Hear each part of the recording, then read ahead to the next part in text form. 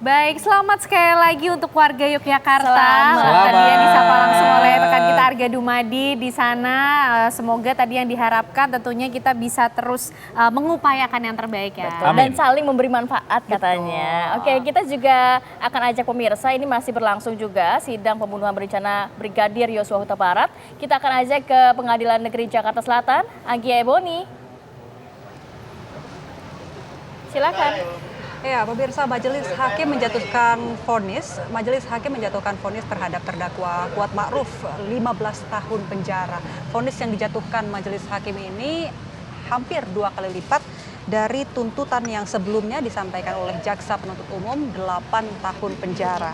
Majelis Hakim Pengadilan Negeri Jakarta Selatan memutuskan sopir dari Verdi Sambo ini bersalah terlibat pembunuhan berencana terhadap Brigadir Yosua. Dan untuk membahas lebih lanjut mengenai vonis terhadap Kuat Ma'ruf, masih bersama saya di sini pakar hukum pidana Bang Teguh Nasrullah. Ya, Bang Boni. Nasrullah, langsung aja kita bahas soal vonis Kuat tadi ya. Hampir 2 kali lipat daripada tuntutan jaksa.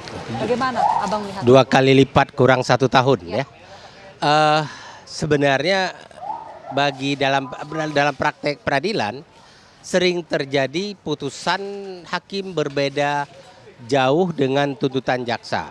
Tapi secara umum ya, putusan hakim berada di range tuntutan jaksa. Biasanya kalaupun berkurang, dia akan mencapai 2/3. Kalaupun naik, paling 2/3 naiknya ya. Nah, kali ini terjadi keadaan yang luar biasa. Dari seumur hidup menjadi mati. Dari 8 tahun menjadi 20. 20 ini 2 kali setengah, 2 kali lipat setengah. Dan kemudian dari 8 menjadi 15. Nah, tapi apakah putusan hakim itu bisa dikatakan melanggar hukum? Tidak. Putusan hakim itu ada di dalam range batas minimum dan maksimum. Nah, meskipun ada yang mengatakan itu putusan ultra petita. Ultra petita itu adalah putusan yang dijatuhkan oleh hakim melebihi dari yang dituntut. Itu biasa terjadi selama tidak boleh melebihi batas maksimum. Batas maksimum mereka itu adalah pidana mati ya.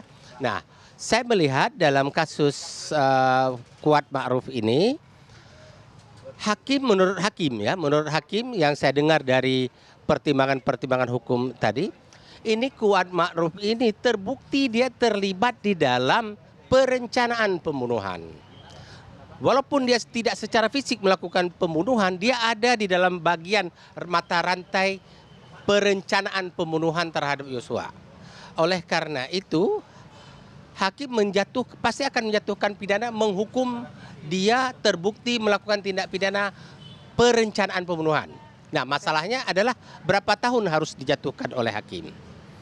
Hakim menaikkan dari 8 menjadi 15 menurut saya lebih kepada hakim tidak melihat sikap dari Kuat Ma'ruf bahwa dia menyesal atas perbuatannya itu, dan dia kemudian hakim tidak melihat membuat pengakuan terus terang di ruang sidang, berbicara jujur, kemudian memohon maaf dan dia berjanji tidak akan mengulang. Nah, seharusnya pada kasus-kasus yang seperti ini terdakwa melakukan hal itu ya, namun dia tidak melakukan, hakim memberikan sanksi kepada dia. Baik. Diperberat ya, diperberat agar ini menjadi pelajaran bagi seluruh rakyat. Sebenarnya saya juga ada kritik terhadap majelis hakim ini dulunya. Boleh disampaikan, Bang. Saya dari dulu mengatakan itu kan ada beberapa orang yang sejak awal sudah berbohong di ruang sidang. Ya, saya mengatakan seharusnya majelis hakim memerintahkan jaksa penuntut umum, majelis hakim menetapkan mereka sebagai tersangka untuk dibawa ke pengadilan, diadili karena keterangan palsu di bawah di bawah sumpah. Tapi tidak dilakukan oleh majelis karena nanti majelis hakim mungkin khawatir pembuktiannya, maka ini orang-orang yang berbohong di sini ini dia yang terlibat sebagai pelaku perencanaan, dia dinaikkan hukumannya. Baik. Oke, Bang, kita sedikit balik ke belakang. Kemarin vonis Sambo ini kan masih ada proses hukum selanjutnya. Ya. Masih ada kesempatan untuk banding. Nah, kalau Bang Nasrullah lihat gimana kira-kira peluangnya untuk Sambo? kita lihat ini kemarin tanggal berapa? Tanggal 13 ya. Ya. Sambo itu punya hak untuk menyatakan banding sampai dengan tanggal 20. 7 hari ya Bang? 7 hari. Nah, apabila tanggal 7 tidak ada pernyataan banding dari Sambo dan Bu Putri, maka putusannya berkekuatan hukum tetap.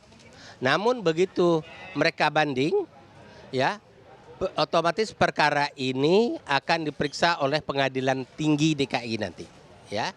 Nah, terlepas mereka mengajukan memori banding atau tidak, karena di dalam banding tidak wajib membuat memori banding.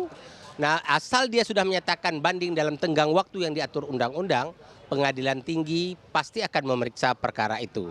Nah, di tingkat Pengadilan Tinggi tentu naik sudah tidak bisa lagi, Ya. kecuali untuk Bu Putri, ya.